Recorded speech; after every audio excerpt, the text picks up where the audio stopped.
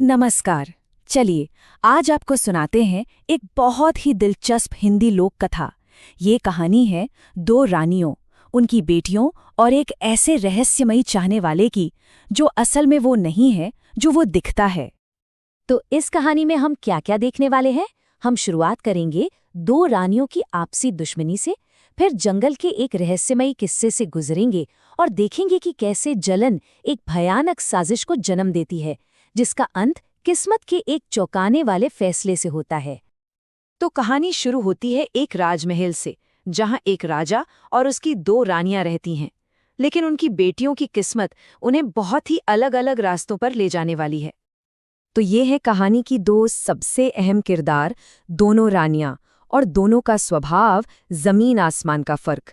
एक तरफ है बड़ी रानी शोभा, जो बहुत ही दयालु हैं, और दूसरी तरफ है छोटी रानी रूपा, जो उतनी ही क्रूर, चालाक और ईर्ष्यालु हैं। अब रूपा की ये जलन बस जलन तक ही नहीं रही। उसने एक बहुत ही क्रूर कदम उठाया। उसने राजा के कान भरे और अपनी सौतन शोभा और भतीजी देवी को महल से ही निकलवा दिया। बेचारी माँ बेटी को महल के बाहर एक छोटी सी झोपड़ी में रहना पड़ा।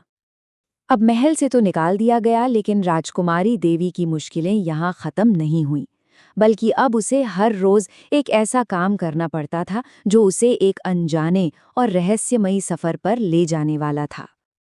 बेचारी शोभा सब समझ रही थीं कि ये रूपा की ही कोई चाल है उन्हें और परेशान करने की, पर क्या करती? बेबस माँ बेटी के पास हुक्म मानने के सिवा कोई और चारा भी तो नहीं था। तो हुआ ये कि एक शाम जब देवी जंगल से लौट रही थी, अचानक उसे एक बहुत ही नरम लेकिन उदास आवाज सुनाई दी, और उस आवाज ने जो कहा वो सुनकर तो वो चौंक ही गई। अब जाहिर है देवी तो बुरी तरह डर गई। वो भागकर अपनी माँ के पास गई और सारी बात बताई, और उसकी माँ ने जो सलाह दी ना, वो सुनने में तो बड़ी अजीब थी, पर शायद वही उनकी आखिरी उम्मीद भी थी। शोभा ने अपनी बेटी से कहा, तुम हाँ कह दो। उन्होंने सोचा होगा, भाई हमारी हालत इससे ज्यादा खराब और क्या होगी, क्या पता यही किस्मत का कोई इशारा हो। तो देवी ने वादा तो कर दिया, पर अब उस रहस्यमयी आवाज के पीछे का सच सामने आने वाला था, और वो भी बड़े ही डरावने अंदाज में।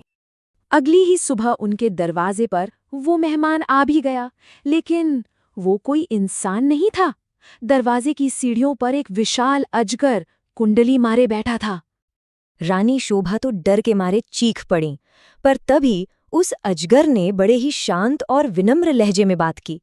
उसने बताया कि वो देवी के वादे की वजह से ही यहाँ आया है, और फिर उसने अपनी पूरी कहानी सुनाई, एक ऐसी कहानी जो सुनकर यकीन करना मुश्किल था। उसने बताया कि वो असल में एक शापित राजकुमार है, जिसे एक वन देवता ने अजगर बना दिया था, और इस श्राप से आज़ादी की चाबी वो थी राजकुमारी देवी की हाँ। कहते हैं ना, भरोसे का फल मीठा होता है। देवी की हिम्मत और भरोसे का इनाम उसे मिला। शादी होते ही उस अजगर ने अपनी केंचुली उतारी, और उसके अंदर से एक बहुत ही खूबसूरत राजकुमार निकला। श्राप आखिरकार टूट गया था। अब जैसे ही देवी की इस खुशकिस्मती की खबर महल पहुंची, रानी रूपा तो जैसे ईर्ष्या की आग में जल उठी। उसे जैसे ही पता चला कि देवी की शादी एक अमीर और सुंदर राजकुमार से हो गई है, रूपा ने फौरन ठान लिया कि उसकी बेटी तारा को भी जंगल से ऐसा ही कोई जादुई पति मिलेगा। लेकिन किस्मत की नकल थोड़ी की जा सकती है। तारा रोज जंगल जाती, पर उसे वो रहस्यमयी आवाज कभी सुनाई नहीं दी। वो आवाज शायद सिर्फ एक नेक दिल इंसान के लिए ही थी। अब रूपा का सब्र जवाब दे गया। उसने तय किया कि अगर किस्मत साथ नहीं दे रही तो वो किस्मत को मजबूर कर देगी, और इसका नतीजा बहुत भयानक होने वाला था। जब जंगल से कोई जादुई राजकुमार नहीं मिला, तो रूपा ने एक असली राजकुमार बनाने का फैसला कर लिया। उसने अपने सैनिकों को हुक्म दिया कि जंगल से एक असली जीता जागता विशाल अजगर पकड़ कर लाओ। रूपा ने सोचा कि वो देवी की कहानी की नकल कर लेगी। उसने एक झूठी शादी का नाटक रचाया और अपनी ही बेटी को एक खूंखार जंगली जानवर के साथ कमरे में बंद कर दिया।